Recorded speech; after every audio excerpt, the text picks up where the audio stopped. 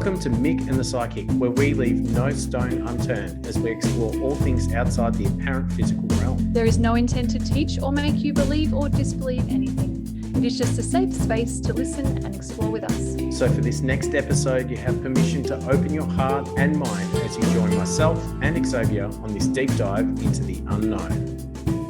I remember doing this, Mummy, for my babies before they died. And she's like, what? She's like a 3 or 4 year old saying, Really? I did this for my babies before they died. So this kind of weird stuff happens all the time, and parents are kind of like, what? I don't know what to do with that information. Hi, this is really exciting because this is our first podcast. And podcast virgins love it. yes, this is going to be fun because we are talking about past lives, which is really interesting because the only reason why we're doing the podcast is because you expressed to me that you channel people's past lives. Oh, yeah. When we met, when we were talking at a BNI meeting. Yeah. We're just at a networking meeting. And you said, oh, yeah, I channel past lives. I'm like, what in the hell? I'm a hypnotherapist. I'm the schmuck. I'm getting past, I'm getting past lives through hypnosis, the That's slow so cool. way. And you just channel it directly. But because it's so interesting, I never knew, past lives for me, we can talk about it throughout this episode anyway, obviously, but past lives for me is not something that I go out to do past life regressions with people. It just, if it comes up and it's important, it'll come up and I need to know what I'm doing, obviously. That's why I'm trained in it. But I had no idea that there's any other way of getting past lives. You didn't even know. I love that. No, that's why I'm like, I wonder I oh my surprised gosh. you and we got talking more and this happened. Well, we got talking more and I'm like, oh my gosh, I've got so many questions. And I said that I always wanted to do a podcast and you said, yeah, all right, I'll do it with you. So we haven't had this conversation because we wanted to save it on purpose as we got to know each other and get this organized, trying not to talk about it because for our podcast, like we said, we want to be authentic and just everything just comes out and we're going to talk. So I'm excited to learn because I want to learn about hypnosis and the difference about how we do past life stuff is really different. From what I understand, you will hypnotize the client and they see their past life or they experience it. And the only other thing I know is when I do it for my clients, I'm seeing it for them and I'm explaining it to them. Yes. So yours to me sounds way cooler because they get to see it. True. And you won't be able to experience anything different because the way hypnosis works is I'm going to be really honest with you. I actually can't hypnotize anyone. Oh, then what's the point of being a hypnotherapist? Well, I don't know how other people do it, but I guide people to be able to hypnotize themselves. Great. Actually, that's very similar to being a healer. I'm just doing a little talk motions because I try to explain it as I don't actually heal anybody. They're doing it themselves. I'm just holding space. Okay, great. So I love that similarity already. Yes, awesome. That's good. Cool. That's nearly like a confirmation that that's a thing that potentially works. I think healing would be another wonderful episode, but I have a feeling that throughout the topics that come up, one thing, obviously me being a therapist, I find these topics really interesting because they're kind of outside the normal physical realm. But what really draws me to it is the healing aspects of a lot of these things, no matter what it is. So I'm sure healing's going to come up in a lot of different stuff, whether we're talking about crystals or whatever, I don't know what other woo-woo stuff got chakras in your arsenal. No, don't swear. Come on, we're going to try and keep it.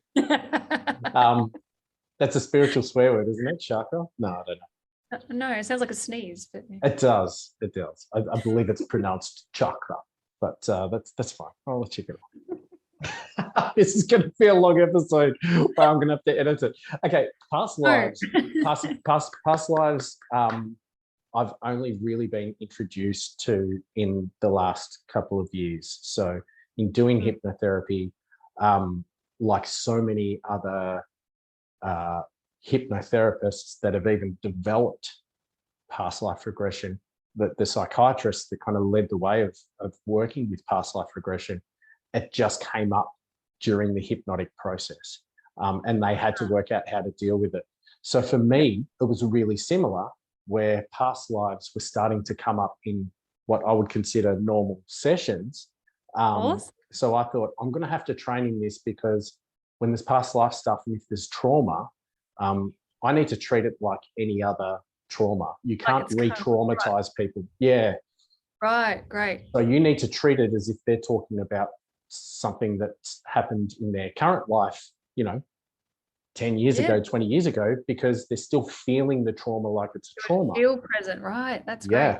So you wanted to learn to make sure you're doing it properly. Correct. Yeah. Which is very, very, and it was great, because there was nothing different to working with normal trauma, which I've had training in, but just specifically with guiding people through that past life experience with really clean language, and not leading them to use their imagination, just letting whatever comes up come as if almost by itself, because then it's more authentic, and then got something to do with why they came to see me as a therapist in the first place.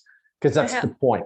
You don't see me for a bit of fun. You see me because, I don't know, you've got a bad relationship with your mum, or you want to stop smoking, or whatever it is. It's got to have something to do with that, or I'm wasting their time. So how do you know, because you're not psychic? Well, yes. But not as you're practicing, as your hypnotherapy session, you got your client, and they're telling you things that they see and stuff. How do you know that they're in a past life and not a current life? Great, awesome question. So it comes down to, do past lives really exist? So that would be presuming that someone did actually have a past life. Yeah, exactly. So how do you know they're having a past life experience and not talking gobbledygook, like they're in a dreamland? Yeah, I can answer, but I want to know from your perspective how you experience this. You will answer, because what you're doing is so different by channeling that. And you poor thing, you're not going to get to experience anything different, because, as I said, I actually guide the person into hypnotizing themselves and experiencing it. So if you were to do a past life regression with me, you're still the one that's going to be getting the information. So it's going to be similar to channel. I don't know. It could be. It's okay. It'll be different. Hopefully it's different to channeling. Hopefully you're not channeling anything that just comes. But this is going to be a question around channeling. Like, what's the difference? Let's get back to, so past life. You go explain that bit. Yeah. So the more I know in my life, the more I realize I don't know anything at all. And where I can be an authentic therapist is by really authentically going by what I actually know, which is really, it's jack shit, really. I'll be honest with you. What I actually truly know, the stuff I think, and there's things that happen, but what do I actually know? So I kind of figure the same thing. If my mentor hears me talk about this, he's going to go bananas, because I'm sure he believes that past lives absolutely exist, because he's written 5 books about it. But yeah, we do know, but it's like, here we go. We can argue about therapy, and I don't even need to argue, because there's no argument if it could be right or could be wrong. Yes, exactly. For therapy reasons, I think it's irrelevant. So if someone experiences an authentic past life regression, so we'll talk about imagination and a past life regression. So that's probably a good way of doing it, because there is a difference, and I can tell. Yeah. Right. So the difference between it being a real past life or it just being a story coming from the subconscious part of their mind, the difference is little if the impact is the same.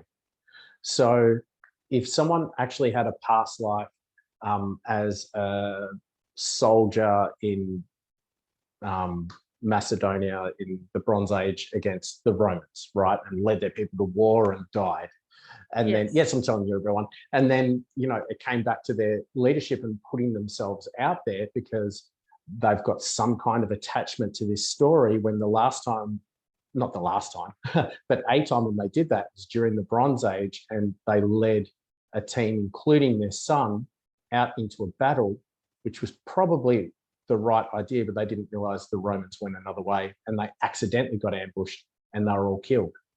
Yeah. And so there was an attachment there to, I led these men and my son to death.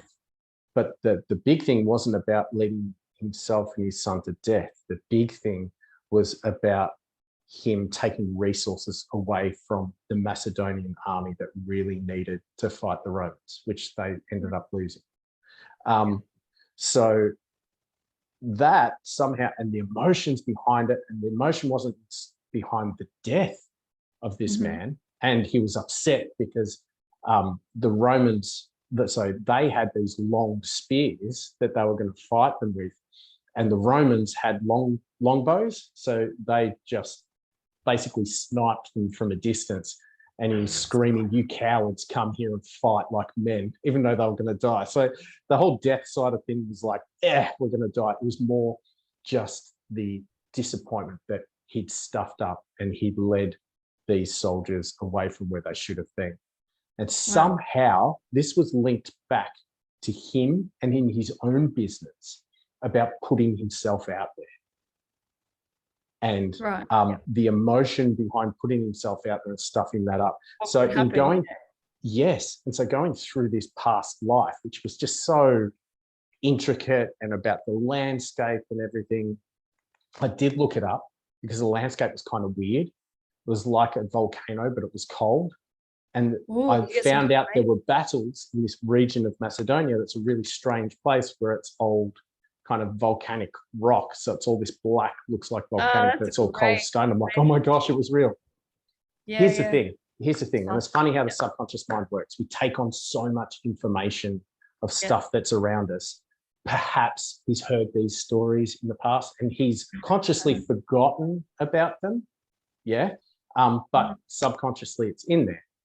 And the issue, so often with hypnosis, what I work with is the root cause behind the problem that I've got. So what's sitting there beneath that issue that they're having?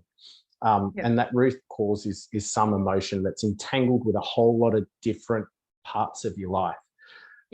Maybe if past lives don't exist, there's so much entanglement around this emotion to putting yourself out there and failing and what that means to a larger cause.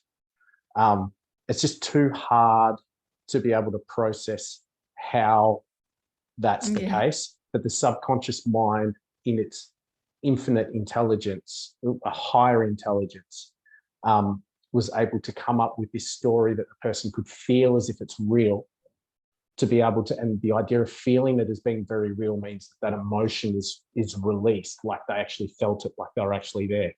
And in the releasing of that emotion, now when they face other things, they've already released that emotion. So now the emotion that was holding them back from putting themselves out there is no longer there. They've released it through this story. So if past lives exist, what an incredible story and how amazing. If past lives don't exist, what an incredible subconscious mind that's pulled this story together for them to release the emotion. And you're able to help, still. Although they've been able to help. So irrelevant, it still worked. I do believe that you believe that they are real, because you just said before that you can tell the difference if it's. I'll get to that. Not true. I'll get to that. I love this. Okay. I love this. It's so much fun. And I haven't discussed this with anyone. So hopefully it's interesting info. It's interesting to me anyway.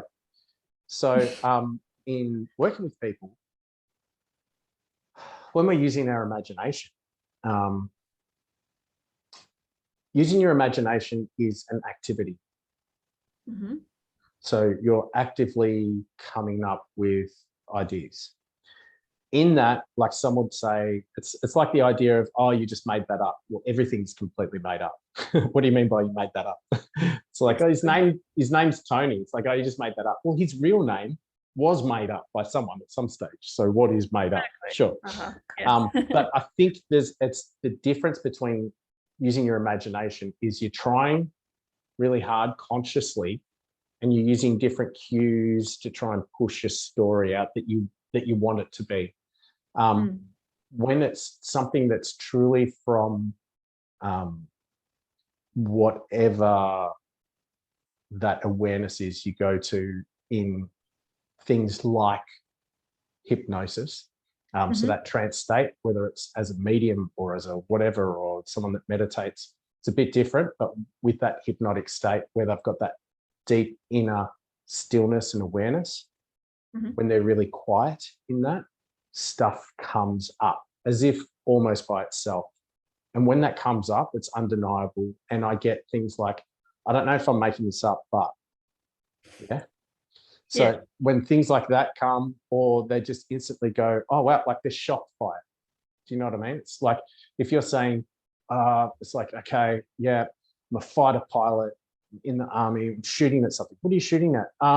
Boats. They're big ships in the water. It's World War II. You're like, okay, cool. Like, to me, that sounds like you're making that up. Which is okay. We can work through it, because maybe that story that you're making up can have some relevance. But there's a big difference to someone that's laying there still going, I can't really see anything. I can't feel anything. You know what? I can't feel anything at all. I don't know. So I don't know. It's weird. It's like, I don't know, like it's cold. Okay, it's cold. So I'll just work with that and ask more questions until more stuff comes up. And then before they know it, they've got a story. Or like the very first time I was exposed to a past life regression, the person's, fingernails were all of a sudden, their fingers were wet. I'm like, oh, why is it wet? It's like, oh, I don't know. It's like my fingernails have come off. Oh, I've been scratching, I've been buried alive. That was my introduction to past life regression. Wow, and I'm like, like, fun intro. Oh shit. What do I do with this? Thankfully, I've worked with a lot of trauma before, so I knew not to go, okay, just bring them out of it and just go whatever. I went through it and worked with them, and that was an incredible healing process for her. And she didn't believe in past lives, which was fine. But this really brought out a whole lot of different things for her, and it was exactly what she needed. And you would never think to go to these things, these past life regressions. They're things that you would never think of. You're like, what relevance does this have? Yeah, you just help. It's as long as it's helped the process that you went through. Somehow it's always relevant. And it's so left field and so weird. And as a practitioner, I have to trust that this is coming from a higher part of themselves, and it's really important. It's what they need. And so I can't get in the way and go, oh, this hasn't got to do with anything, even if it makes no sense. And I don't know where this is going. What's this got to do with eczema? Do you know what I mean? Like, this is so bizarre.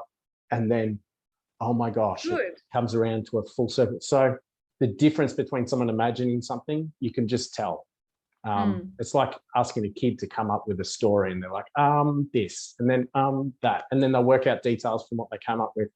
When it's what's interesting though, because how you described, like, it just sounds so matter of fact. If you could tell that they're making it up. So even if you did that with me, that's how I would sound, because I couldn't help but channel when I'm tuning in, when you're getting into that space. So I would just sound matter of fact. So maybe matter of fact is fine. It's not about matter of fact. It's when you can tell they're pushing it. Oh, it's not just coming. I was just thinking, that'd be the opposite with you, because you could see that you're channeling, because you would just be going, I'm seeing this and I'm seeing that, and this is coming through. You're not like trying to push a story and pull it together. Someone else is channeling and they don't know that they are, or you don't know that they are. Like, you might think that they're. I'd get I could be wrong, but by the end of the story, I'd know, because sometimes it's like big gaps and that doesn't make sense, or like, oh no, it's not that, it's this. If it's not that, it's this, because you thought you saw something, but actually, no, it's this, that's fine. But if it's like, oh, no, I'm not a pilot, I'm actually in the boat. Do you know what I mean? It's like, okay, you're probably trying to force an imagination. So I'll just bring them back to just going, okay, just let whatever details come up that need to come up, as if all by itself, it'll just come. So just sit there with that, be in the boat, and just sit there with that. Who knows? It could have been in the boat. Maybe they'll force you, and now all of a sudden a real thing comes out. So it's, for me, I try not to guide. I try not to try and use really clean language, ask open questions, and get more information. So you don't lead them on purpose, like you're just asking open questions so they can, okay, great.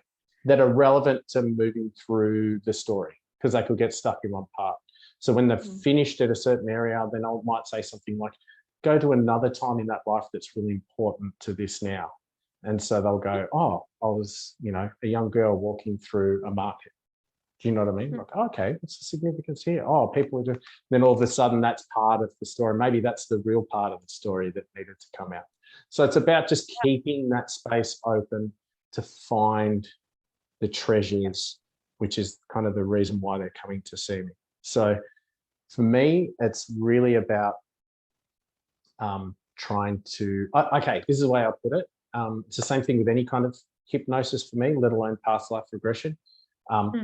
With me being like the bus driver and their higher self or their inner self being the tour guide. So I'm still driving the bus, but I'm not the tour guide. Making sure they're in a safe space and it's done properly. Yeah. Going the right. Yeah. And that they can feel comfortable, particularly when there's traumatic things. You know, it's about helping them feel safe throughout that traumatic experience, even if it's an experience of their current life. They might be going through a trauma, which happens a lot as well with just normal regression. I need to be in a place where they can feel safe to really go through and feel those emotions, and that if it's too much, they can come out of it. But it's important to have the courage to try and stay with it, because the more they can release, the more it releases them from whatever's holding them back in their life now. So a big part of my job is monitoring and then helping them stay safe so that they can come out if they want, but making sure they feel the courage enough to stay with it, to work through it. So past life things happens like that too. Awesome. So you usually have people coming to you with some kind of issue, and then it just when they're in the hypnotic state, stuff will come up, and sometimes it happens to be past life. So I'll ask. No, I directly ask. Yep. So I'll go through. I was going to say, because now people listen to this, they might be like, wow, I want to go see you so I can have that experience and visit one of my past lives. So you'd be open to that? Because for a reason, for a reason, and I think for a reason, not just for shits and giggles. If they're coming, but if they're coming to see me to do that, there probably is something there that they might need to know. You know, they're being drawn to it. So, and with that, I directly ask. So I do something called an idiomotor response. Steve Burgess, who we'll have on one day because he's got some really interesting stuff that he does. He had trained me in a thing called idiomotor response. And so that is where I hear idiot motor response, like idiom, did you say? IDEO, IDEO. Idiot motor response. Yeah, idiot motor response. That's the back of my that's actually the label on my brain. It just says idiot motor response and then just whatever comes out. Explain all the silly things you do, right? Cool. That's right. Idiot motor response, I'll get once the person is in a really comfortable hypnotic state, I'll get them, I'll encourage their subconscious mind to control one of their fingers or thumbs to respond yes or no. So to put that energy into one of their fingers or thumb, and I ask questions, yes or no questions. And if it's yes, the finger goes up, and if it's no, the finger goes down. And so I'm very clear when I ask direct yes, no questions with the subconscious mind, and it takes everything literally. So it's like you're speaking to not because of its intelligence, but it's like you're speaking to a 5-year-old. So you've got to be careful what you ask, because you'll get a response to exactly what you asked. So if you mean something else, but you asked it in a different way, you'll just get your body's a lie detector. Yeah, and it'll just go for exactly what you asked. I love this because people don't know what it's like to get hypnotized. So many just remember the funny guy on stage that's teaching everyone to cluck like a chicken and stuff. So it's nice to know that you're in full control and the story and you're in control. Yes, you're a part of it. So you remember, like most of it you remember like you'd remember a conversation that you're having with someone. Like, do you remember everything that was said? No, not really. But you remember being there in the conversation. You're still there and you're in the conversation. And with the idiomotor response, it is kind of weird because you'll feel your finger go up. You'll be like, oh my gosh, that's so weird. My finger went up. Like when you get tapped on the knee by a doctor and you have that automatic kind of response, makes you think of that. Yes, but it's slow, so it's kind of weird, like the finger going up, going, oh my gosh, that's full on. But it's fun because you're still in control, because if you wanted to control that finger and then just put it straight down again, you could. but you don't because you want to find out what your subconscious. Yeah. Cool. So you're still in complete control, but you're just like a really deep inner awareness. So you're not really like a zombie. Yeah. If someone knocked on the door, right in the middle of the hypnosis session, you'd open your eyes and go, hey, I need another 10 minutes. That's fine. And then I'd say, okay, just close your eyes and go back, and they'll be back instantly. So you've got control to respond to anything in the room, and that's fine. Yeah. So everyone's different, but, generally speaking, you will have that conscious awareness. And that's why there's things like conversational hypnosis. So you could just be having a conversation, and I could be working hypnotically with you in conversation. So you're still 100% with me, but you're able to access different things. So it's kind of like, it's interesting. It's kind of like helping someone channel their higher self. So not some other deity or anything else that's going on, but you're helping them get in touch with an inner self. And if that's through closing your eyes, lying back, it's that. If it's through a conversation, they might be very good at being able to go inward with that. So it depends on each person, but it's not like the stage hypnotist. Because that's great. The best way to sell a lie is with the truth. So those stage hypnotists are using hypnosis very well, but they're making it look like mind control, which is the best trick ever. Fun.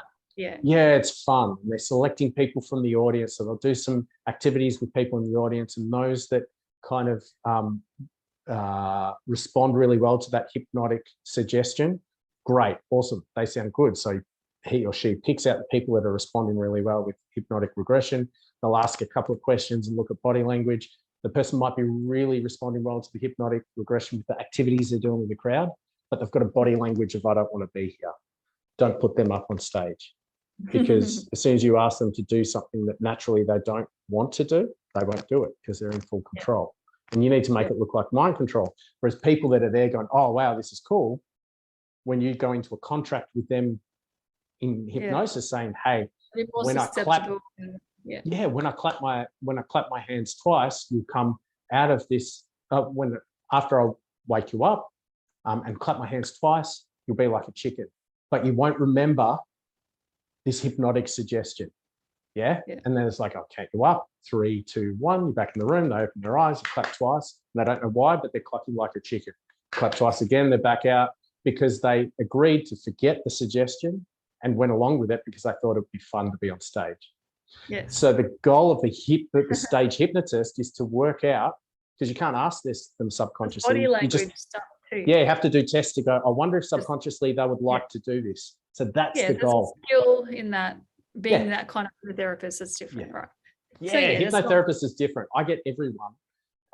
So you're not doing anything cheeky with your clients in the room, like making do weird stuff that on film that they're going to regret later. You can hold it against them or something. Because that's because that's the thing.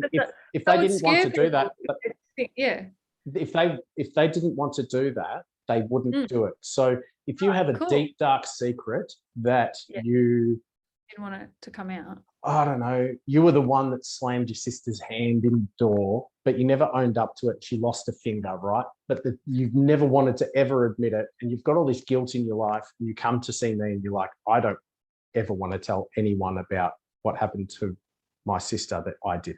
I know there's worse things. Let's just do it like that, right? If they really didn't want to, then it doesn't matter if they're in hypnosis or not. They won't bring it up. Yeah. Because it might be coming up to them and they'll go, I'm not going to tell him that. Yeah. So you're still because I don't trust him. That's fine. If you don't trust me and you don't want to bring it up, you won't bring it up. It's not like Donnie Darko. I loved the movie Donnie Darko. It was great. But when he was he was getting hypnosis, a very weird movie, but when he was getting hypnosis, like he's with the hypnotist, the hypnotherapist, he started taking his pants off, and then she tried to wake him up and he woke up and he had his pants off and his hands down his pants. And I'm like, oh my gosh, that would be the worst thing ever. That doesn't happen. But that was my idea from a young age of what hypnotherapy would be like, because that was my only exposure to it, is that you're in some trance state, you could do something really embarrassing. That doesn't happen ever. That was a movie, and it was funny for the movie and a funny scene. It's not what happens. So there's Yeah. So big thing is about people learning that, hey, what I'm doing isn't magic. The magic is within them. All I'm doing is guiding them to a very natural state of having that deep inner focus and that really subtle state where things that need to come up from the higher self, the soul, the subconscious mind, the inner self, whatever you want to label it, because it's irrelevant what it is, whatever that is, it will come forward, and then that can help them heal from whatever it is from a deeper level rather than a superficial level. What I'm loving about this is that a lot of what you're saying sounds like what it's like when I channel and when I'm doing past lives for others. So it's like, it sounds like I'm in a hypnotic state. Or are you or your client in a space that creates the room for them to channel? Is there a crossover? Because I'm sort of the lines looking and sounding really blurred to me right now, because when I start explaining my side of it, like how I do past lives and things, it just sounds really similar. That's so cool. Freakishly, like because you mentioned that was what we were talking about very earlier, was like, I don't know the difference. I actually don't know the difference now, and I would be very reluctant to say that what I do creates a space to channel, because I don't understand enough about it, and B, I don't want to scare people into thinking that it's that sort of thing. It's showing the line, like, I don't know, like blurring the line between science and woo-woo, I guess. Like, yeah. I mean, everything I do is I'm even really careful.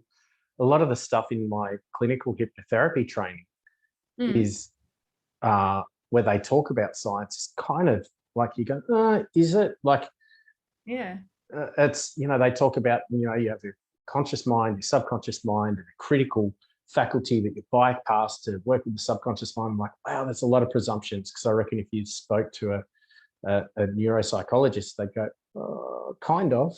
I doubt they'd say, yeah, that's what happens. They'd be like, kind of. So I think even the scientific side of things with hypnotherapy, I mean, you got to remember, we're not neuroscientists, so let's not pretend we know exactly what we're doing with the mind. Our training in that side of thing in the brain is not even a scratch on what science knows about the brain, which in a sense is a lot and not a lot at all. So I think people need to be, particularly with hypnotherapists, need to be really authentic with not pretending that they know exactly what's going on with hypnosis. But knowing that when we go to this space, this can happen, and there's healing that happens, But I think it's different with a psychic. You don't have to scientifically explain something that's potentially not really able to be explained necessarily scientifically. Well, to somebody who has all the questions, like to a skeptic, I'd explain it to the best of my ability, but I don't know the sciencey answers. I just know what I know. And that's the difference, is I trust. It took me a while to get it, but I completely trust my intuition. Like, now 1,000%. I've made big decisions based on that. So when I explain about past lives and stuff, I just talk about it as a matter of fact. Whether you believe it or not, that's okay, but this is what it is. This is what's happening, and blah, blah, blah. So you can take it or leave it. And that's what this whole podcast is about, I guess, too. It's just like, it's okay. Even though the way I speak about it is going to sound like, I don't know, not egotistical, but like, this is it. This is how it is. From my perspective, my experience, and what I channeled and what I know. And you just take from it what you want. As a learning experience to learn about how other people view the world, I guess. I think so. The whole universe. And look, this is the fun bit about it, I think, as well. I'm so interested in, so how does it work with channeling? Oh my gosh, yes. That's Mick and the psychic. No one cares about the hypnotic side of things. What happens? What happens with channeling? What's like? What happens with channeling? Wow, that's a big question. I don't know. Can you answer it in 12 words or less? We've got 17 minutes left of the podcast. If you just no. With okay. channeling might need to be, do we need to premise what your understanding of channeling is first before we talk about what you're channeling? Past lives? I guess so. So I describe myself as so I would say I'm a psychic medium. Yes. Because we have all these labels and then people all assume psychics are all mediums. And so all these things are just confusing. What's the difference? Psychic channels, which we'll get into. Yep. They know stuff. They can maybe connect with the spirit guides and your higher self or your soul or whatever you want to call it. And that's kind of stuff. They might read cards and things. A medium connects with people in spirit, your loved ones that have crossed over. Okay. So humans or whatever spirit is in humans after humans die, it's connecting with that particular spirit that was in that human. Yes. So every medium is a psychic as well, because they're tuning in with the other realm, but not every psychic is a medium. Understood. They can't all speak to, they can't all say yeah. Yeah. Right. So that's that. So I'm a psychic medium, and then I would say I'm an intuitive channel, which means, so how would I describe it? When I say I downloaded this information, I don't mean on the computer. You're speaking metaphorically. Oh, okay. You haven't got a USB in your left ear. Yeah. And sometimes I confuse people because I say, I downloaded when I downloaded blah, blah, blah. And they assume I mean like on my head. But I mean, downloaded means channeled. It's the same kind of thing. Okay, yeah. So it means like, I don't know, channel. Maybe they call it channel because you're connecting with another channel, another station, realm or a vibration or an energy that's not everyone can see. So I, as well as many, many, many other people, can tune in to a different station that's not visible or audible to everybody else. Gotcha. And so it's not the other spirits and your consciousness or your higher self, whatever you want to call it. It's not just up in space. I see it as everywhere. It's all around us. It's just layers and layers and layers. You might hear terms of like during Halloween and times like that where the veil is thinner. Yes. The veil, the curtain, you pull in the curtain, it's just thinner. And so it's easier to see stuff and pick up stuff. And you might be able to connect with your loved ones, even if you're not a psychic.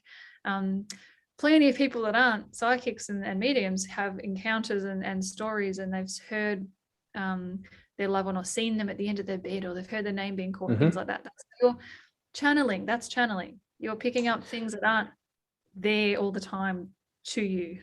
This is slightly, and I'm coming back to it because that's okay. But are you saying that there are certain times, like at night, and certain times with like maybe moon cycles, where that veil is thinner and you're more likely to be able to channel things? For some people, like children, everyone, like children and animals are really great at picking up. Yeah, like we had a dog that would always look in one corner, and my mum would always get angry at the dog, like, stop looking over there. We don't know what you look. There's nothing there. And she'd just sit there and stare scared of what you don't know. And this is why I love explaining this stuff. They can see it. They're more open to it because they haven't had anybody explaining to them, you have a great imagination, blah, blah, blah, blah, blah. Same with children and their parents. They will see things and hear things and hear a weird noise. And just because the parents like, I don't hear anything, there's nothing there, mate. Just because they don't understand or hear it, they just say, you must be imagining it. So, and then they grow out of that ability because it gets stamped out. Conditioned out. Yeah, as in whatever, or you've got an imaginary friend when it might be a spirit guide or something. So, that's a whole nother topic of how to nurture that. It's not so they grow up to be psychics, but just to know that there's bigger things and more happening than just your little bubble that you're in and where you might come from, and it's not scary and all that stuff. So so that's channeling. And so so there's certain times like when you're really relaxed and the noise is gone. That's why people like to meditate, because they might be able to tune in to messages that they might not hear when the TV's on and everyone's talking to them and they're busy doing things. So often when you're falling asleep in bed, when you're relaxed and everything's quiet, that's when someone will pick up a message, or they might see something or hear something. That's a good way. That's a good way of explaining the somnambulistic state, or the hypnotic state. Is that when you go that focused in, and it's because that's why people used to say, going under hypnosis, which is a really bad term because you don't go under anything. There's no spell that's on you. Yeah, that's that. Yeah. Yeah, so it's old language that's not helpful, but it's because that where you're just getting into that sleep state and your focus on that conscious and unconscious is like kind of that in between. It's a really similar state. You know, at that level, like theatre steno is quite, maybe. What level? I don't know what the brainwave's doing. I'll stuff it up. Which brainwave it is? Because someone that knows it, theta, beta, all that. Which one? Yeah, someone can. Well, please, if anyone tell us things, that'd be great. We love comments and feedback and stuff, so you can educate someone us. Tell me what brainwave. I could channel the answer, but I'm going to be lazy because we're talking about other stuff today. Good, thank you. That's kind of my excuse. Yeah. So what are we talking about? No. Yep. So you're talking about. I diverted you away to talk about the. Where there's different times, but going back to that then. So. So I, for example, think I can do it anytime. Yes. And that's practice and learning. Some people say they've been doing it since they were children and all that. So it's always been there and those kind of things. I learned older or remembered when I was older. After I'd had my children, I was in my 30s. And so, that's when I started doing courses and things and realized I had been doing some of these things for years and didn't even realize. You just think you're normal or whatever. So, so that's channeling, is just picking up the other station.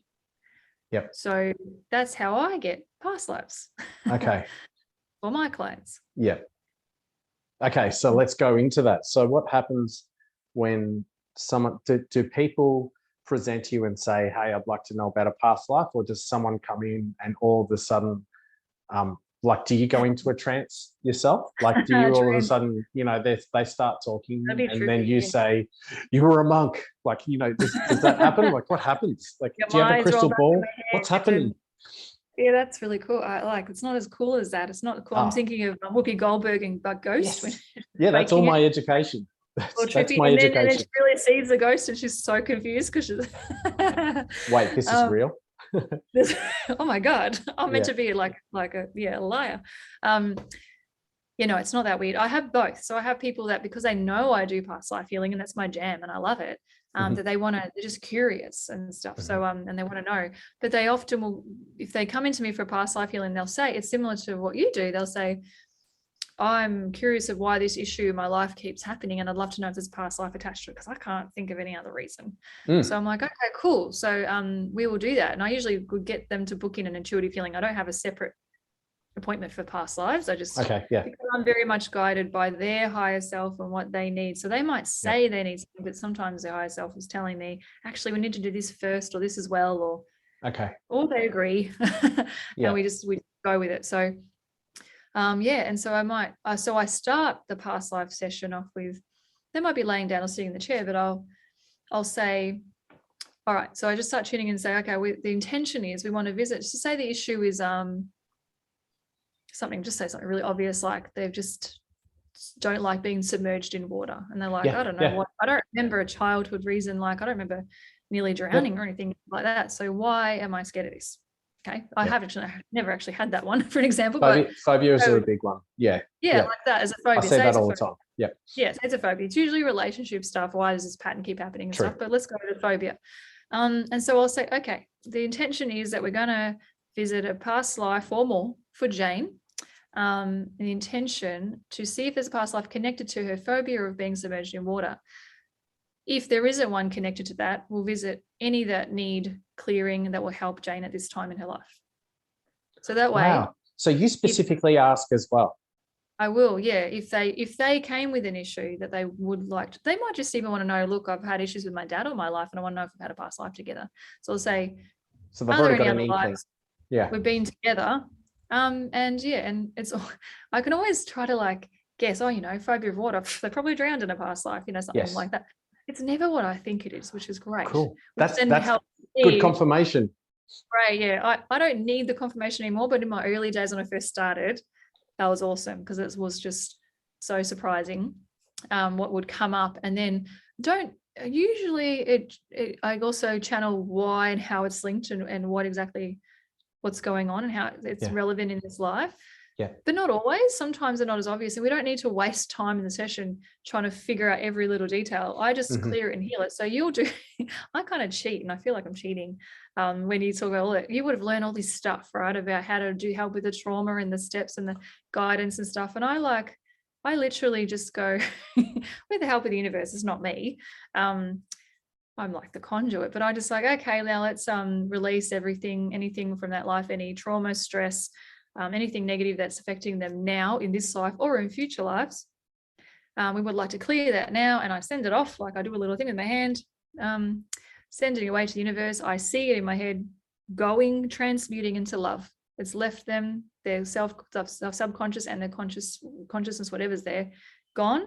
Then I'd also add in any great knowledge, experiences, anything great from that life that's possible, even if it was a really horrible life that I got shown. Even if there is anything good, bring that into their subconscious, and so they can bring it into their conscious self if needed in this life, if it would be helpful, or in future lives. And then we bring that in, and then it's done. Like, bam.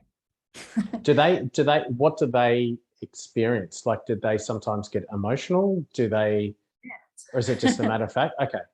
Sometimes, so they're just like, wow. Sometimes they can visualize, like maybe with their imagination, or maybe they're picking up what I'm putting down at the same time. Maybe they're really tuned in. They might see it as well, or they see a different variation of it, or they're just laying there relaxed and they're just loving hearing it all.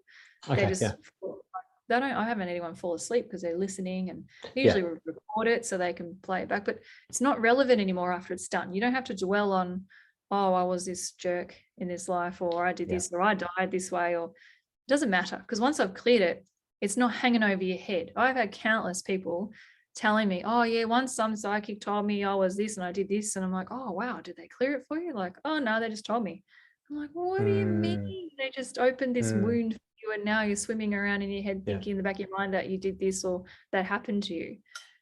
Like, that's not cool. So anyone who does that, please don't.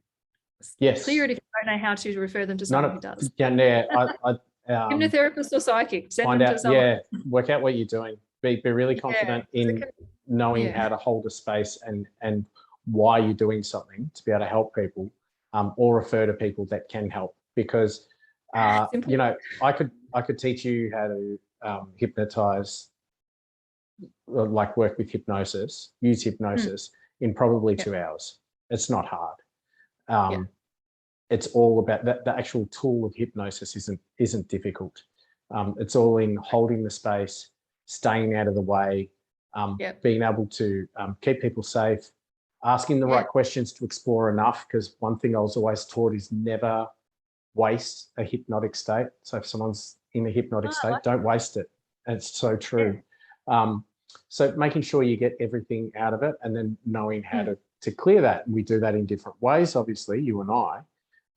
But the intention is that, and it's really good confirmation for me that you get stories that aren't linked the way you thought they were going to be, which always happens to me. Can I give you an example of my favorite one? Okay, this was an early on one, which was great, because and I use this example all the time, and it was actually for a child. And this was a great reminder to me too, that, you know, children might have stuff going on in their life and having a past life healing done can help them with the rest of their lives, and then that issue might no longer be an issue. Yeah. So I'll try to make a long story short, but I love sharing this.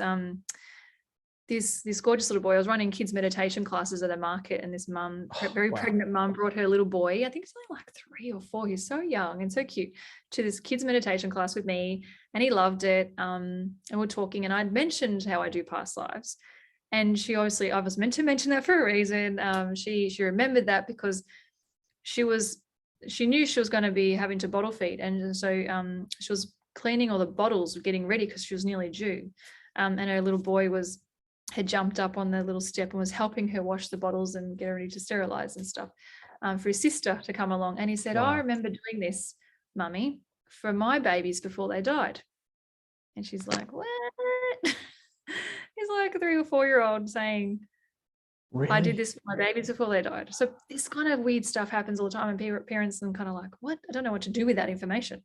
And she's gone, bang, I remember I met that lady, past life. That must be a past life, because obviously it's not this life. And she's obviously very minded. So she's called me, and said, could you do a past life for my son. And I'm like, oh, I've never done one for a child, but okay. It's a bit different. How do I get him to like concentrate? But anyway, I just had to work things out a little bit different. I went over there to their house instead of her coming to me, and I don't normally do that. So just because it was a bit of a different circumstance. And I just, for this case, I just let him play his iPad, and I asked him if I can put my hand on your back and just do some meditating. And he's like, because he knows what meditating is. He's like, yeah. So he's just playing his game. I tuned in, but instead, so usually for an adult, I would explain everything I'm seeing.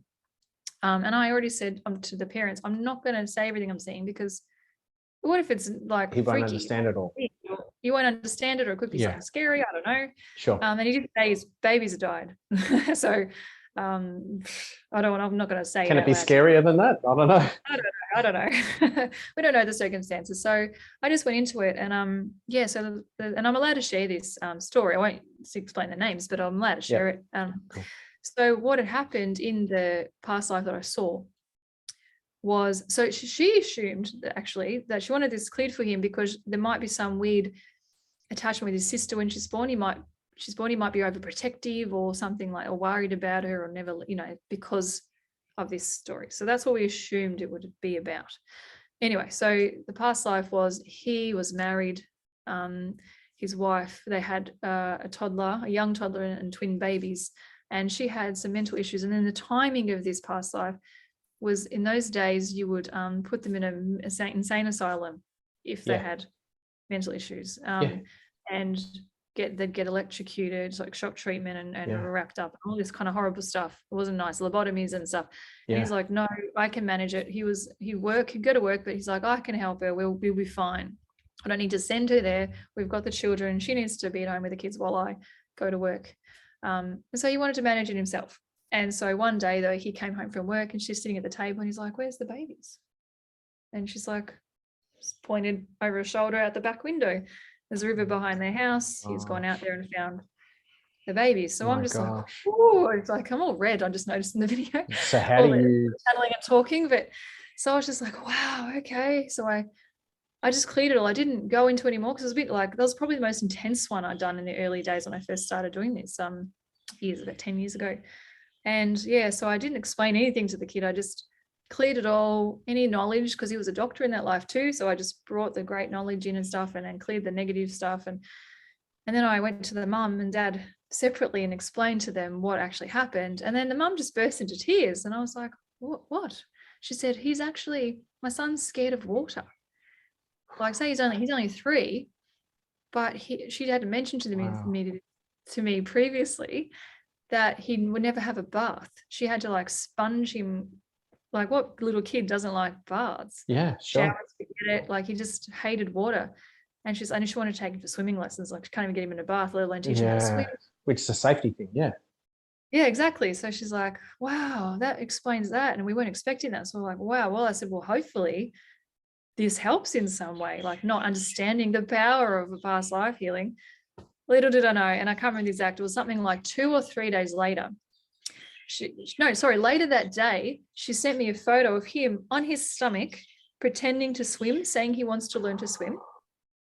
And she was just like, what? I'm like, wow. And then it was like a week later, or 2 weeks, I can't remember exactly, but it was really short. She did a post on Facebook tagging me, saying thank you. I have a picture of him in a bubble bath. And she's like, for all of you who know, blah, blah, blah, look, he's in a bath thanks to the help of, she didn't say what I did, but I don't care. I don't need the recognition for it. It's just like, and it was just like, oh my gosh, this boy can now have a bath because it cleared a friggin' past life. We had no idea it had anything to do with that. Yep. Yeah, I got goosebumps again. Like, I love telling that story. That's amazing. It's my favorite one. And that's what clearing this stuff can do. So unbelievable. Do you think you needed an experience like that to help you trust that, you talk about trust, like, yes, that's exactly right. That happens as a therapist. You've got to learn to trust the systems that you use, and trust so that you're not thinking about things. You can just be present with the person. I think that's the difference between, someone new at being counseling or being a therapist and someone more experienced, is that you've got the tools and you trust it all, so you can just be there and then adapt whatever you need for the person. Exactly. It's so much different for a psychic. You have to trust a system that most people would say is BS. And yeah, you have to just, so everyone's telling you, like, you know, my ex, my in-law, like so many people, just if you don't have anyone like believing in you, and then so you need these at the start. I think that's why you get these massive confirmations, and that's why I got one like that so early on, because then that's that story, and I have so many for all other different things that I do besides past lives. Like I've got great examples for everything, I guess.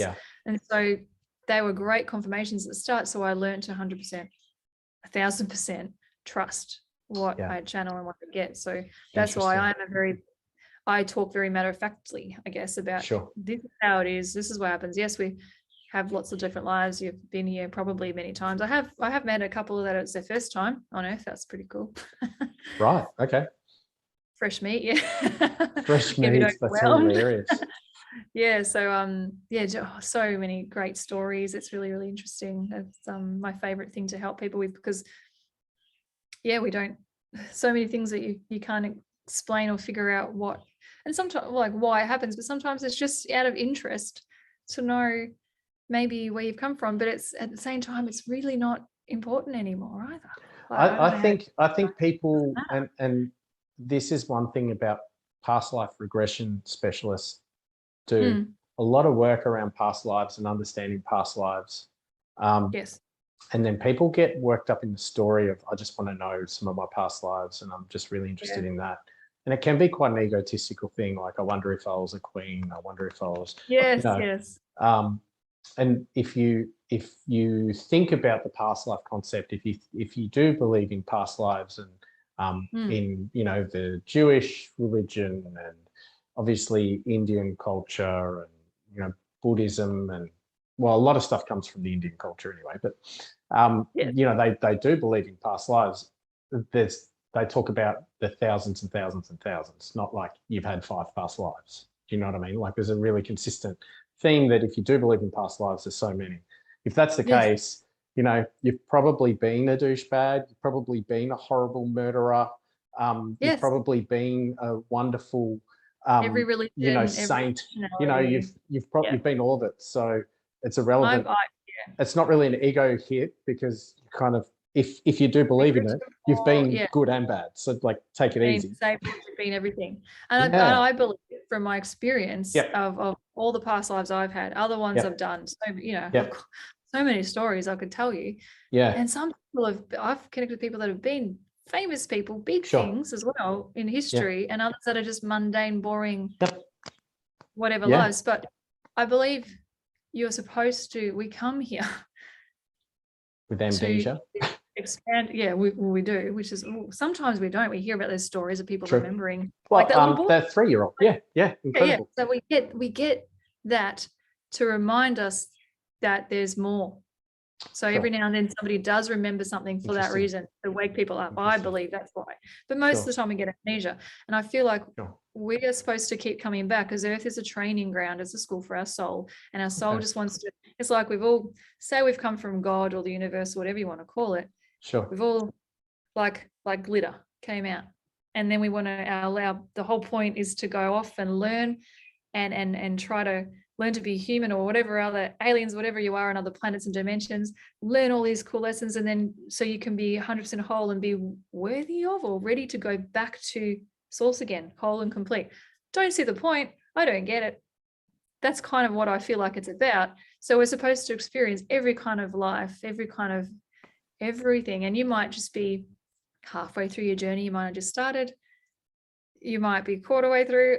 I don't know. Like I'm pretty sure I'm done. I feel like I'm done. I hope I'm done. Like, get a few more episodes in before you like drift off, will you? All that stuff. Yeah, but like, so we're meant to experience all this different stuff and learn all the lessons. And if you feel like in your life you're like, well, what the heck am I supposed to learn this time? I don't feel like I'm doing anything. Well, then I can help with that too. And then see if there's any past lives.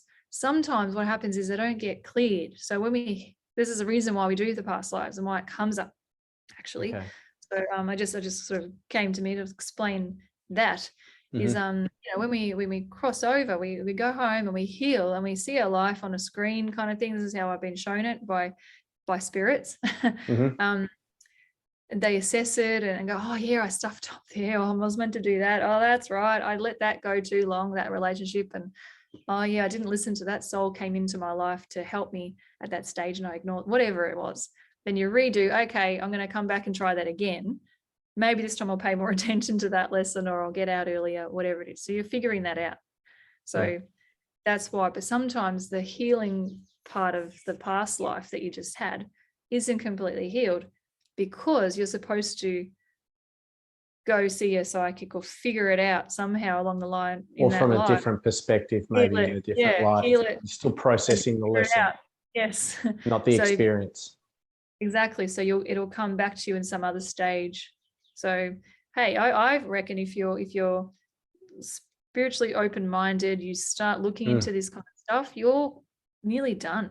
Like you're getting towards the end of, I don't have to keep coming back. That's what I reckon. So it's interesting. I think as well, going back to like the important thing for us professionally is that people get something out of the experience that they have. So if it is a past life regression, that with that past life experience, that they've got some kind of outcome from that, and it's impacted the thing that they came to see us for, which is really important.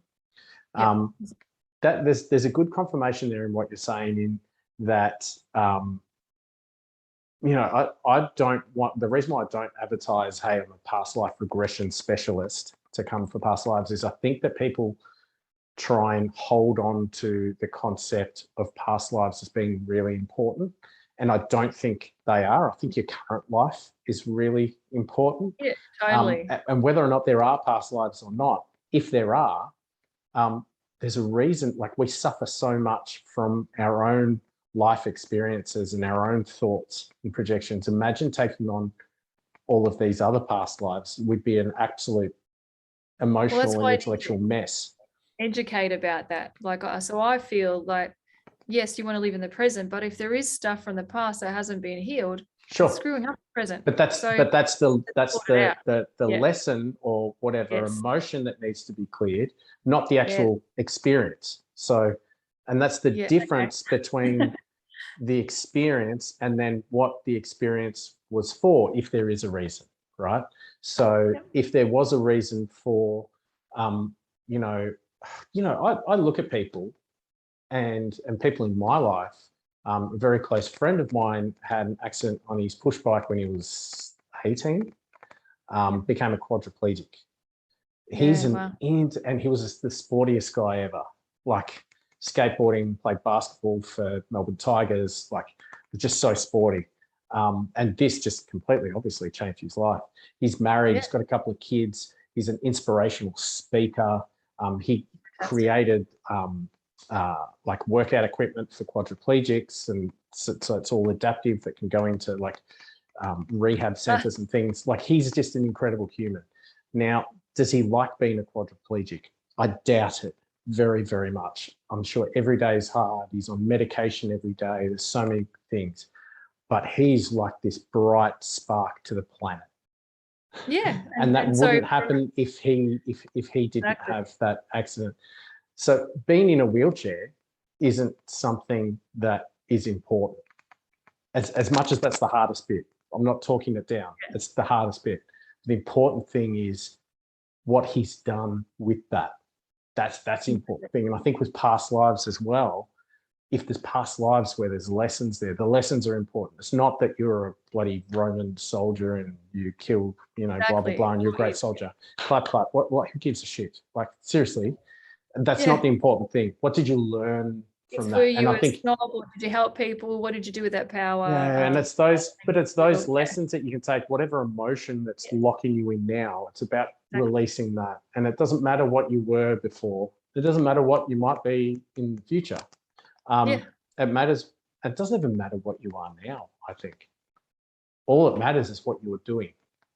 And I think if we feel trapped by our emotions of what we're doing, then if these experiences can help release that for us to be able to express ourselves better or do what we need to do, then that's the power in it. So you know what, the jury, I don't know, the jury's still out for me if past lives exist.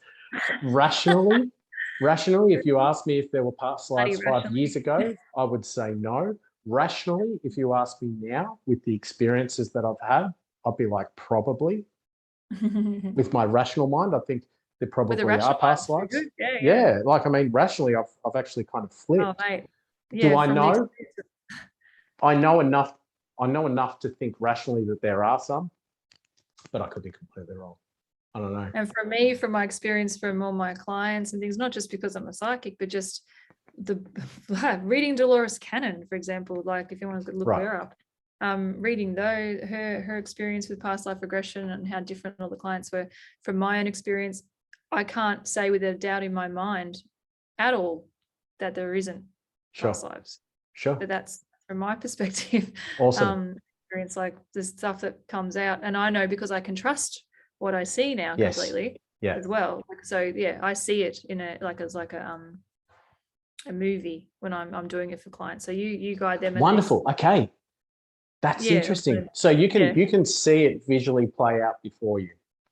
Yeah, my little hint, and everyone's different. Like I teach this as well. I teach people how to do this for others as well, right? But I explain to them because we all have different strengths and weaknesses in our lives. They come through when you're a psychic too. Like, like some mediums are great at giving the names and exactly what someone looks like, and others go sounds like, because names might not be the strength. They're definitely not mine. I always forget people's names in real life. So I'm not great at it for spirits either. But so I get my little sign. I hear in my head, not with my actual ears. This is how you channel. Like it's in your head usually. It's hard to explain for people because I want to know, when you're a psychic, do you see it with your eyes? Like how it's in you?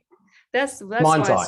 Mind's eye. It's in your mind's eye. It's in your third eye, your mind's eye. Sure. You see it where your imagination is. If you close your eyes and visualize something, you see it in your head, and that's what psychics are. But I can, like you know how you're talking about the hypnotic state when you can come out of it and talk and then go back.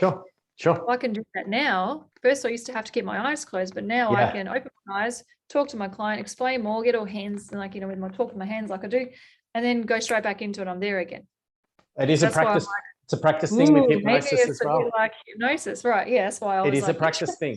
So for some people, so for me, under hypnosis, I've done it again. In that hypnotic state, I used to never get anything visual. Just so terrible with visual because I say that I'm not a very visual person, right? But the more I practice visualizing things, so you can, everyone can do it. You can close your eyes and imagine a lemon. And imagine a lemon in your hand and what it looks like, that lemon looks like in your hand. And you can imagine the texture and the color, and then you can start to feel it in your hand as well. And then as you start to cut into that lemon, you can just see it starting to squirt. So the more detail you do, the more real it can be, and you practice those sort of things. So then when you're in a hypnotic state and you're in that silent waiting period, then those images can come because it's practiced like a muscle. So it's very interesting. That's the same with being psychic. That's what I tell people. Anyone can learn this. You can learn. Like it's exercising that muscle. You're tapping into something that's been there already. If you're interested in it, I feel like you've done it before. You might have done it in a past life that you want to bring in. Why you're interested. So you're getting psychics from like centuries ago. Yeah, man. That is cheating. Past people who have some cool abilities and they've done some cool stuff, and so they love hearing about that. But then I want to. Sometimes I'm like, wow, they want to know this and cool. I hope it's something cool for them. Sometimes it's just boring. Yeah. That's why I know it's real, because I'm not telling them what they want to hear. I tell them what is actually happening, what I'm actually seeing. And I'm really bad at history too, so I don't always get the dates of things, but I can describe, because I see so I hear a movie reel, the old movie reel when you're running the tape in here, like whatever it is, and sometimes I see the black and white strip go across with that tells me too, if I see it in sepia or color or black and white, how old, so interesting. Or like a little grainy flecks of like Charlie Chaplin times when it's like little bits on the screen. So I see that sometimes to show me the story, but often it's way older than that anyway, but and I can pause, rewind, zoom in, ask to skip ahead to an important day. And so it's fun, and I love teaching, and it's really easy. Everyone I've taught how to do this does it really quick, like hypnosis. They learn really quickly how to do it for themselves or for others. So it's interesting. So what I would explain with the hypnotic state is that it's something that you can develop quite quickly because it is a natural state within us. You're not doing something that's foreign that we don't already do when, so say you're watching a movie and you get entrenched in watching that movie. And you're consciously not aware of being on the couch. Do you know what I mean? The same, you and me. But then as soon as the ad break comes on, you're back on the couch and you can have some popcorn and then you get back into the movie again. Like it's a natural thing that we can do. Yeah, so that's funny. It's channeling. It's a natural thing that you do. Okay. See, it's like the same. Like, okay. Everybody does it. They don't realize they're doing it. That's what your intuition is. When you're deciding if I turn left or right, you probably got the inkling to turn left, but your brain kicked in. You're like, actually, no, I think it's right. Okay. We have to timestamp this thing. We have to timestamp this thing because what is the difference then between what is the difference between channeling and intuition? I don't know. I think it's okay. because you were saying that, like before, when you're channeling, you're specifically contacting entities from another realm to download information. I think you're contacting yourself when you're channeling, your higher self or the person's higher self. You're connecting to the universe, like everything. When you say universe, are you saying physical universe, or or is that a term for like that is all outside of whatever you want to call it? Like some people would say the universe, some people would say God, some people would say spirit, collective consciousness. Some people would say spirit.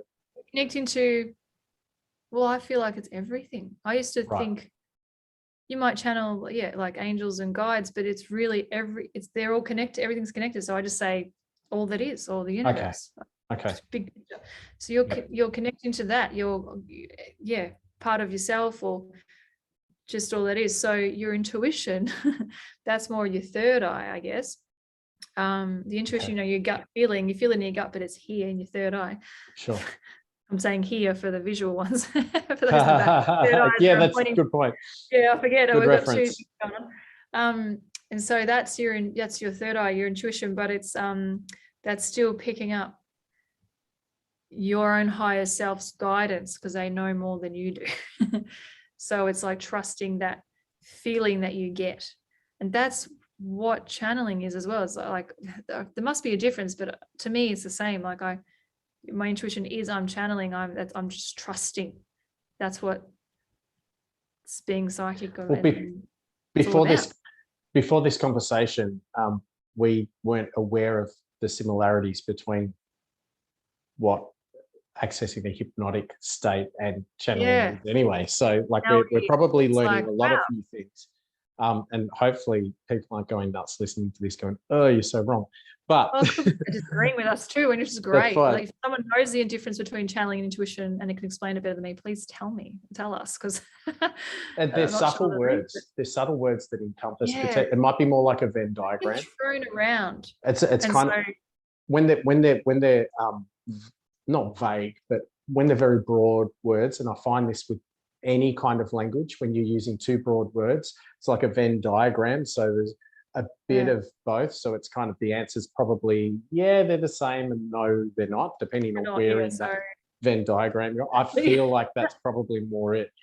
But I just, it's interesting because I feel like with a similarity between, so two things that I know well are hypnosis and meditation. So I'm not saying I'm a genius at both, but I know them well. For me, if I know anything, I know those things. All right.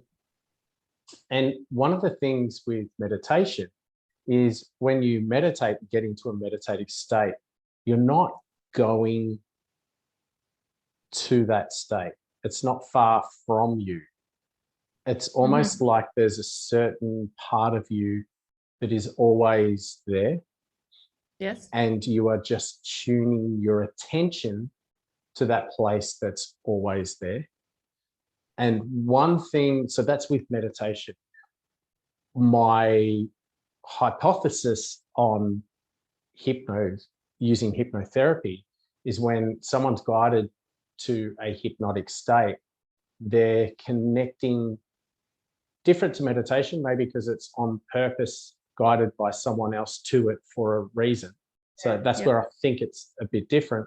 But I think it's that same space where you're guided to that presence. It's like guided back. It's not guided to somewhere. Even though they might be having an experience that is a past life, they feel like they're transported to ancient Mesopotamia, right? Yes, yes. What, rather than modern Mesopotamia from Lydia. Anyway, cool. I think Mesopotamia, I think it's like between two rivers. So it's like Euphrates and Tigris. So technically it's the same thing. I don't even know what you're saying right now, whatever. I don't know what that means. So I didn't even get the joke. Literally, yeah, I'm saying ancient. If I'm not the only one. Yeah, it's an ancient civilization. It's not a modern one. Okay. We're talking Iraq, Iran. Oh, that makes sense. That sort of, that kind of area. Yeah, awesome. But you feel like you're transported to that place. But yes. That's just because that's the story that's coming there. The space you're in to experience that is very similar to that meditative state where you're going back to like a stillness that's not affected by emotions and thoughts, and it's always there. And then we come back into the body, and we float. Some float around a lot and are kind of thrown around with the rapids a lot by their thoughts and emotions. Others are very calm and still, and quite incredibly powerful beings that can be like that. But that everyone has got that state where there is like a witness to everything that's going on. There's a space between the thoughts and the emotions. It's almost like the thoughts and emotions are like clouds in the sky, and when you go back to that place, you're going back to you are the sky. Do you know what I mean? So they just come and they go. Anything that's comes and goes is belongs to time. Yeah. And everything else doesn't belong. Everything that's left doesn't belong to time. So including, I guess, the body, maybe, if you want to look at it in that sense. So there's like a space there. And I feel like in that space, you are connected with maybe your true self, that witness behind everything that's going on. But I don't know if that's connected at all to other beings or entities. Like when you're channeling, you're talking about others. Well, you're not. Yeah, I suppose I am, but I'm not. Like I think I used to feel like I'm talking to angels and guides and things, but now I'm at a stage where I realize it's just everything. It's the higher self. So the way you describe meditation, hypnosis sounds exactly to me as like the state I'm in when I'm channeling. I don't go into it. Like some people when they channel this, like they go into a trance and they seem like they're on a different planet, and that's different. They're going. We've got someone I want to get on for that. By the way, yeah, that's different. I don't do that. I don't go into a trance. I know people. Yeah, people we know speak light language and all these cool things, and that's like, I guess it's like a trance, light language, like speaking a different tongue and. Okay, all that kind of stuff, like language of like an aliens or the light people or something, whatever it is. We'll learn about that when we interview them. Yeah. I don't go into that kind of trance. I just come coming in and out of it, just like you're talking about with the hypnosis. So that's why I feel like they're very similar. So this is I've really loved this conversation. That's quite confronting though. Yeah, for you, you'd be like, oh crap, yeah, I am a bit more shiny than you thought. You are a bit shiny after all. Well, not so much for me, more that I guide people into these states. So maybe everyone's more shiny than you. So explain what you mean by shiny. Shiny. Oh yeah, I say I talk about my life. Jesus and stuff. It's like 10,000 BC and AD after death. I say my life is before shiny and after shiny. Oh, right. Okay. Eventuate, like when I became spiritually aware and I started learning all of this stuff, I guess. Okay. So, my life before shiny, after shiny. So I say when you say shiny, I just mean that's my fun way of describing. It's a more modest way than saying, and I'm not saying you are claiming to be an enlightened being. Like that's quite a big term. But it's your version of I'm better than you. You're shiny. Yeah. Or you're shinier. Shinier or not. Like everyone is shiny, whatever. But wow. Raising the vibration. When people always say to me, because they think I look younger than I actually am, I say it's because I'm shiny. Okay. Maybe it makes me youthful or something. I don't know. So that kind of thing. It's just that higher vibration, happy, going with the flow of life, and I put it down to because I do what I do, and That's what I mean by shiny. Yeah, gotcha. And there's something authentic about, there's something about following a true path of yours, and it's about getting back to the truth of who you are. That is a wonderful thing. And if that is, you've always really wanted to be a bus driver, or what, it doesn't have to be, you don't have to be a monk somewhere for that to be so special. It could be driving buses or whatever You're it is. Living your purpose, what you feel like you be here to do, or at least and doing something, serving. Yes, and then feeling amazing and feeling like you've got this shit down pat. Like, that's why we do what we do. Yeah. This is why I help people, is to help them fall in love with life and know that they're contributing in some way and feeling amazing about their choices and just enjoying themselves and loving themselves. That's why we're here. Yeah. To figure that shit out. Wow. That sounds good. Excellent. Yeah. Well, that was such a lovely beginning, I think, to this podcast. And I've learnt so much in this conversation. And not so much learnt so much. I feel like I've got more questions, which is great. What is the similarity between a hypnotic state or a meditative state, or even the state that you go to as when you channel or as a psychic? So do we need to know, or can we just go, it is? No, I'm not saying we need to know. It's just more questions. I'm like, one part of me wants to research it, and the other part's like, whatever. I think it's just all the same. Let's just go with it. There's a big lazy part of me that says, nah, someone else can research it. I'll read it. Someone else can. Yeah. But it's great because people go where they're guided. So you're getting the same thing in a way. You're getting the healing and this interesting stuff. And whether you go to see someone like Mick for a hypnotherapy session and see it that way, because you might need you need to experience it yourself. Sure. Yeah. So to untangle whatever that emotion is. They need to feel it. Or if you're better at just going with the flow, like you're at that stage where you might be okay to trust things to the whole spiritual thing. You're more into the woo-woo, you might come and see someone like me. Yeah. So it depends on where you're at and who. And there's plenty of other hypnotherapists and psychics out there. You go to where you're drawn. That's why some people go to doctors, some people go to naturopaths, some people go to. It's just whatever you feel is right for you, and that's your intuition too. Just go with what you're guided.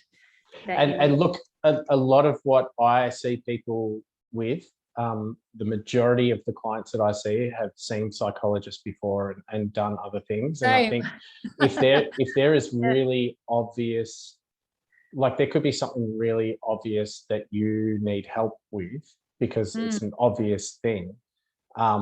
Why wouldn't you go and see a psychologist first about something? I think it's a good idea, because it could be something where, cognitive behavioral therapy or whatever they do is exactly the path you need to help to heal. You might need to see a psychiatrist because you've got, borderline personality disorder. Yeah, well, that is a doctor, because you can work with medicine you can work with medicine and psychotherapy, and so that's really important as well. And a lot of the clients I see have tried a lot of things, and it's like, this doesn't make any sense. And that's why often it comes to things like past lives, where it doesn't make sense to me either as it's coming out, but somehow it ties in, and that was exactly what they needed to release that emotion.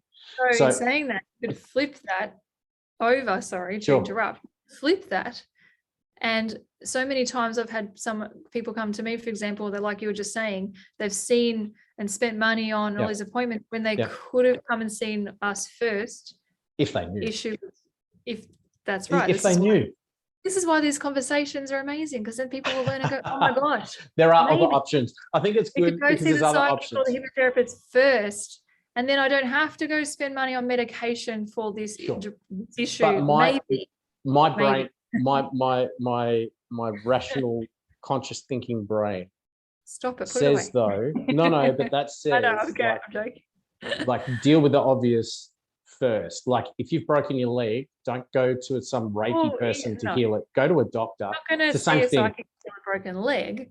I know, but when we're talking mental health though, like if someone's got, they've been diagnosed with, it could be wrong. It could be barking up the wrong tree, but seriously, like, work with what's obvious first. But if you feel that, the first thing I wouldn't do if I had a relationship issue the first thing I wouldn't do would be go and see someone to see if there's a past life attached to it. I just wouldn't. Yeah. Yeah. That's why these conversations are great. If other things aren't working, it's like maybe there's something else in that. There's some kind of emotion attached there for a deeper rooted issue that maybe conventional therapies aren't going to come with. So then go and see someone like me. Well, maybe the people like us should be the conventional therapy, and the others that we've been listening to all this time that haven't been fixing our problems. I don't know. I think there's a place for everyone. I honestly do. I think there's a place for everyone.